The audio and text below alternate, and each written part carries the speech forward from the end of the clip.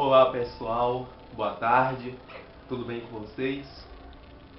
Esse aqui que vos fala é Nailson Ferreira e estarei com vocês todos os fins de semana, se possível, para poder dar esse prosseguimento ao trabalho do Carlos e do Gêvel e explanar para vocês o estudo da nossa lição da Escola Sabatina.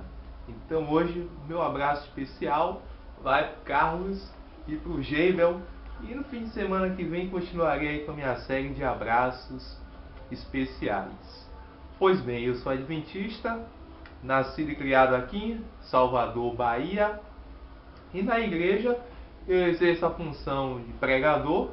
Eu também sou professor da Escola Sabatina, da classe do ciclo do discipulado, antigamente chamada classe pós-batismal. E eu também faço parte do clube de aventureiros. Então esse aí é o que desenvolvo dentro da igreja para o nosso bom Deus. Pois bem, vamos então à lição. A lição dessa semana que tem como título Domando a Língua. É assunto um pouco delicado, por que não dizer polêmico, mas vamos lá. No domingo, hoje, a lição fala sobre responsabilidade. É o subtítulo do dia de hoje. Interessante que no livro de Tiago, no capítulo 3, versículo 1, ali vem dizendo uma coisa interessante. Uma vez que os mestres usam a língua com maior frequência para instruir outros, estes serão julgados com mais rigor. Então você que é, assim como eu, professor de escola sabatina, ou você que dá estudo bíblico, ou você que prega, ou é instrutor de classe bíblica da sua igreja, muito cuidado com isso. Você realmente está ensinando de forma correta a Bíblia para essas pessoas? Lembre-se, o texto é bem claro em dizer que naquele grande dia nós seremos julgados com mais rigor, porque nós somos responsáveis em transmitir o conhecimento a essas pessoas. Um texto também que eu achei bastante interessante na lição de hoje é o que está escrito em Provérbios, no capítulo 9 e o versículo 10. Um texto bastante conhecido nosso. Temor ao Senhor é o princípio da sabedoria. Mas, infelizmente, à medida que o conhecimento técnico, o conhecimento científico, dentre outras áreas do conhecimento, está aumentando, infelizmente, a dependência de Deus está diminuindo. As pessoas se acham autossuficientes na questão do conhecimento e esquecem de que toda essa fonte é oriunda do nosso próprio Deus. Eu também queria deixar aqui uma reflexão do que está no livro de 1 Timóteo, do capítulo 3, versículo 2 até o versículo 6, que ali vem dando características, perfil de pessoas para exercerem cargos de responsabilidade na Igreja de Deus. Lá tem uma lista enorme. Eu vou citar algumas aqui que eu achei bastante interessante. Aí vem dizendo que o homem deve ser esposo de uma só mulher, mas enfim, se for o contrário, a mesma coisa. A mulher, ela tem que ser esposa de um só homem. Não adianta o cidadão ser formado em administração, ter uma pós, um mestrado, um doutorado em gestão e assim administrar bem a igreja, organizar bem a igreja, mas no fim das contas ele sente prazer no adultério. É aquele que sonha em namorar todas as moças solteiras da igreja, iludindo uma por uma. Esse não é um perfil para alguém liderar a igreja de Deus, conforme aqui escrito na Bíblia. Aqui também falando, ele tem que ser apto para ensinar, ou seja, ele tem que ter didática. E como é que se consegue essa didática, Nailson?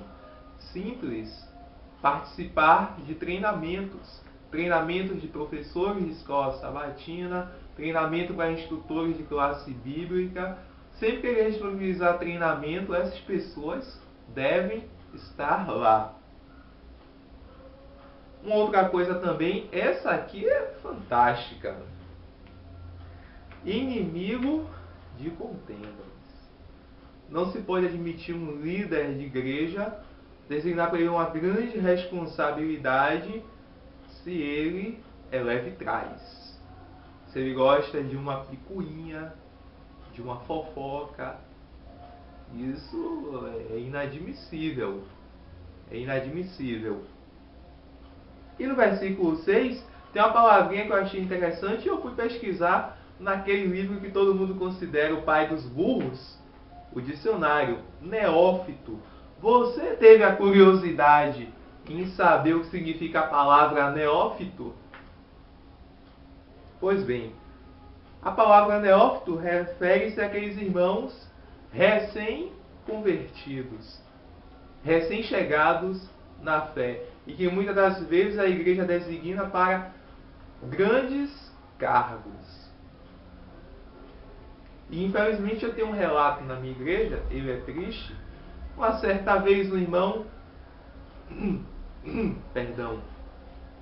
recém-batizado, deram a ele um cargo de grande responsabilidade.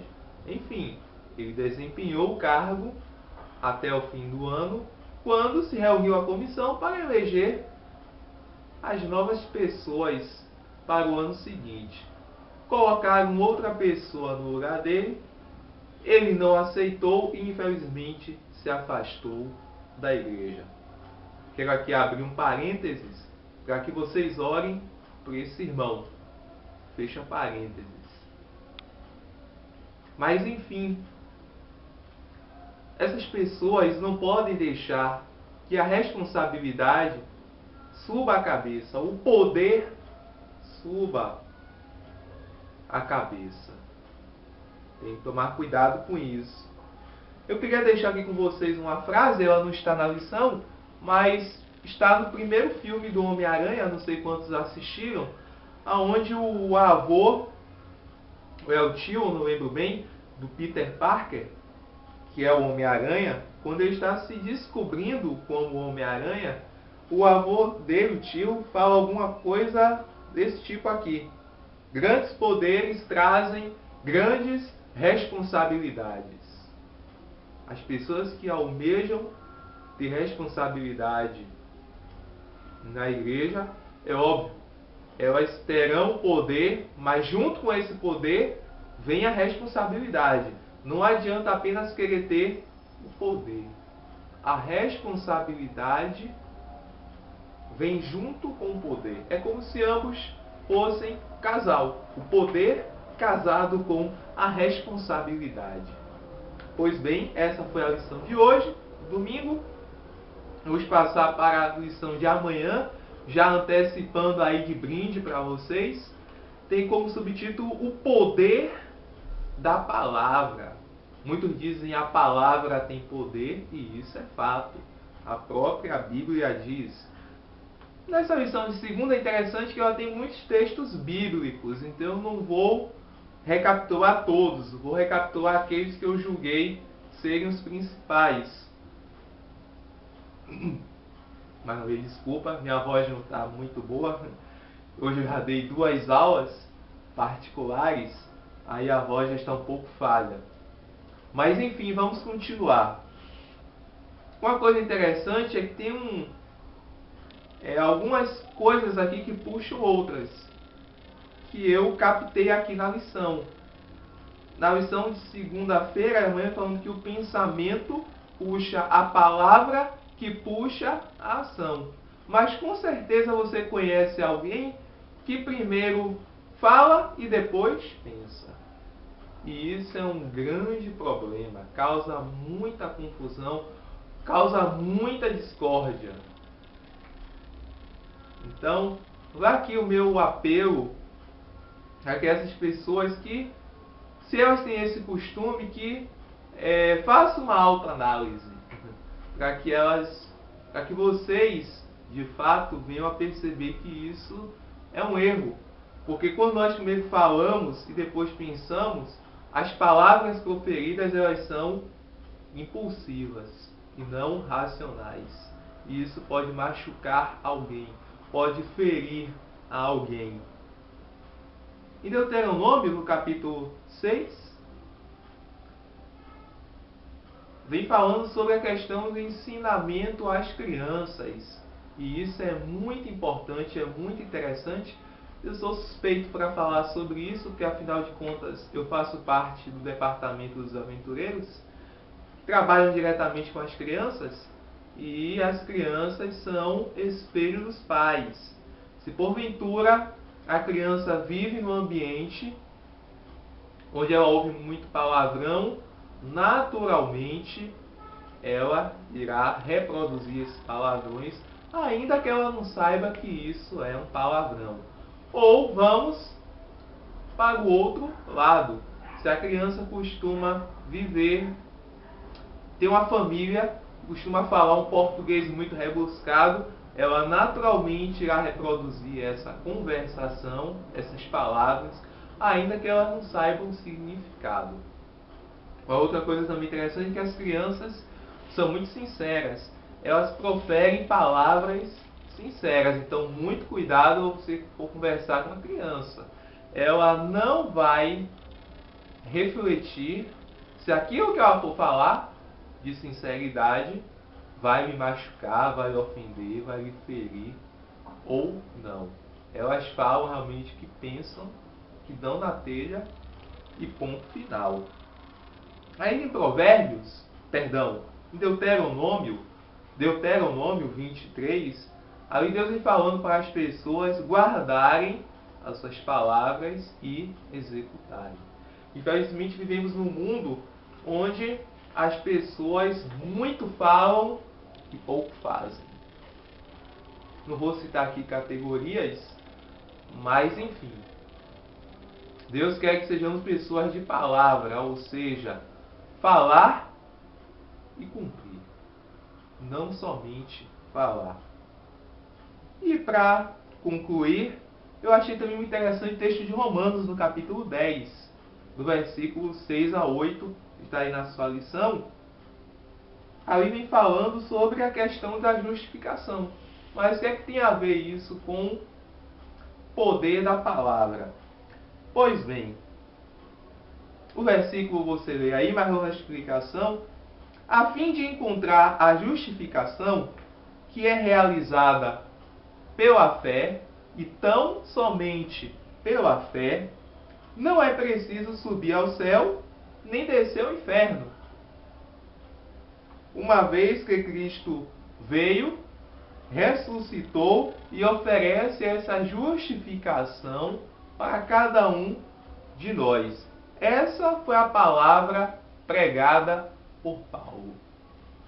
Ou seja, Paulo, aqui em Romanos, ele pregou, falou o que era correto, quebrou alguns mitos que essas pessoas tinham na época sobre a questão da justificação pela fé. Infelizmente, vivemos num mundo onde muitas pessoas pregam, falam, usam esse poder da palavra para falar em justificação pelas obras. O que a Bíblia não vem falando em forma alguma. Justificação é apenas pela fé. Pois bem, quero dizer que foi um prazer estar com vocês nesses minutos dessa tarde de domingo. Pedir desculpas, afinal de contas eu sou um cinegrafista amador e, se Deus quiser, estarei retornando próximo sábado para postar um novo vídeo. Desde já quero deixar aqui o meu apelo para que outras pessoas filmem a lição de terça, outra pessoa a lição de quarta, outra a lição de quinta, outra lição de sexta, e assim a nossa comunidade, nosso grupo no Facebook vai crescendo. e todos assim ajudam a compartilhar, a propagar a palavra de Deus, e tão somente a palavra de Deus. Um abraço a todos, fiquem com Deus e tenham uma excelente semana de vitórias.